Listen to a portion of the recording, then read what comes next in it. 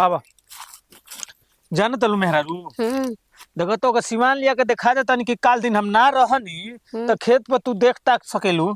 हाँ ये हाँ। हाँ देखो चना बोले बनी अच्छा हो खेत में सरसों है आलू रोपले बनी है कुल मल चीज बा ना।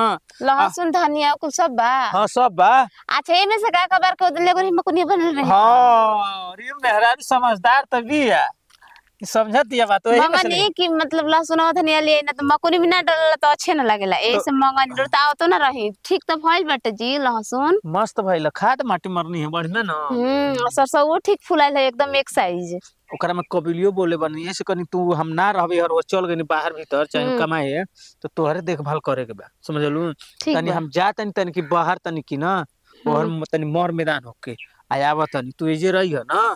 ठीक बा जाए जल्दी आई झटके पर। ठीक बा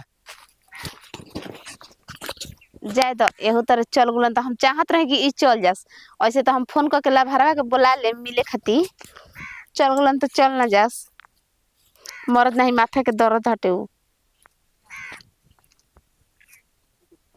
हेलो हेलो हाँ काहो करे जा का हाल चल रहा। ठीक बा सुना कनी है नु।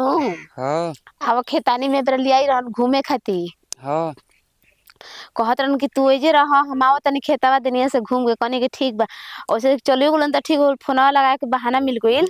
हमहू पीछे ही तारा आवत नहीं देख के। सही में हाँ आ तो आवो काम हो जाए हमनी के। ठीक बा आवत नहीं तो ठीक बा ठीक बताओ वही घरी के रुका के गोल बनाओ अभी तक ले अइबो ना कइलन कहतन के जे रहू हम आवते बने झटके पर ई बेरा हो गल ताकते ताकते बताओ मन हो जा चले पर खिस भरला हमार काहो करे जा आगे नहीं। अगलो हाँ तोहरो को तो कबे फोन कइल हनी अभी का नहीं आवत रहा हाथ ना का बिता करी के का चल कर ना लगल पीछे ह। पीछे बाइन तो दोस्त बेटा के मसला नहीं बात करे। हाँ तो बोला तब बोलेलू काहे के तू बतावा। तारा मालूम है बा बतावे के का बाटे अब पूरा खुलवावल चाहत रह साफ तू तब चलो हो जाए हल्दी तार मारता क्या कोई बा। उगल बन खेतानी घूमे घूमे त खेतानी हम करे के हम चाहते रही कि ओनी। चलो तो हो पूरे बात हो जा। ठीक बा चला हैं?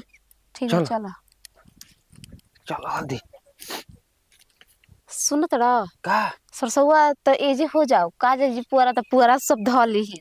सही कहता लो काहे से के सरसों में मरला पर और ही मजा आवेला परसों ले याद रही। हाँ परसों ले का तरसों ले याद रही। ठीक बा तो बैठ हो जे। ठीक बा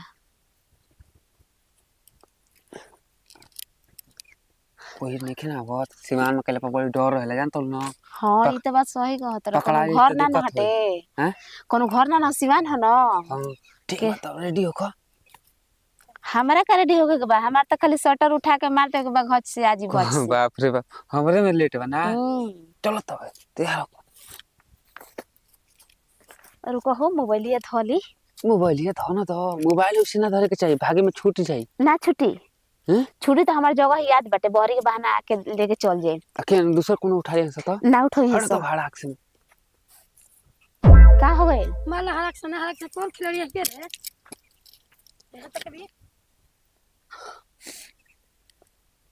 का रे छुटकी तोरा लाजो है नहीं खिला तो भुसड़ी बाक लाज है के में कौन बात बाटे आई रही खेत घूमे मने ये बता देवर बाबा जाके होने कमात तोरा ना आ तू है ना हरा लुटतई हो गए कोनो बात बैरू बचा तोरे खातिर देर दूर से ठेकल बारन हो गए इतना ही रह तू नाती के बेटा मर चप्पल से जानू के जबान कर ता बाहर जा तो तू चुप रह अरे ई तवारा है ये घूम घूम खाली मेरा के पटावेला ई अभी नहीं खो जानत का कल ये बात तो के एकरे के न कहत रही जा पकड़ाई लहुए हमारा मालूम नहीं कि आज के बाद ऐसा कब ना होई ना हुच ना कहत पूछनी त कहत रे कि खेतानी जात एजा करे एजा करे हां वो ए भौजी हबू एजा का करे हो तू आई बा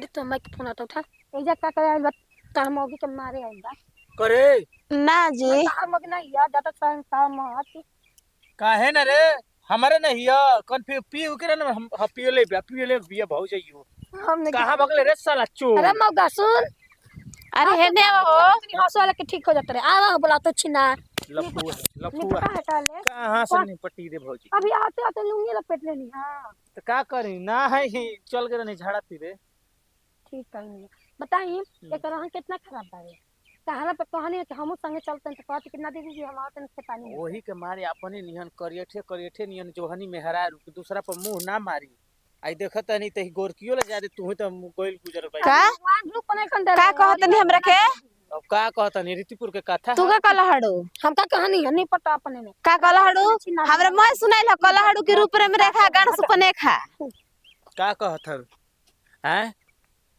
करिया पर घमंड करतवे हां कर तनी घमंड तो तू ना रख जो हम तोरा के ना रखब जो तोरे को हम ना बोलम जो नील पड़ाक भी मेरे कहां रे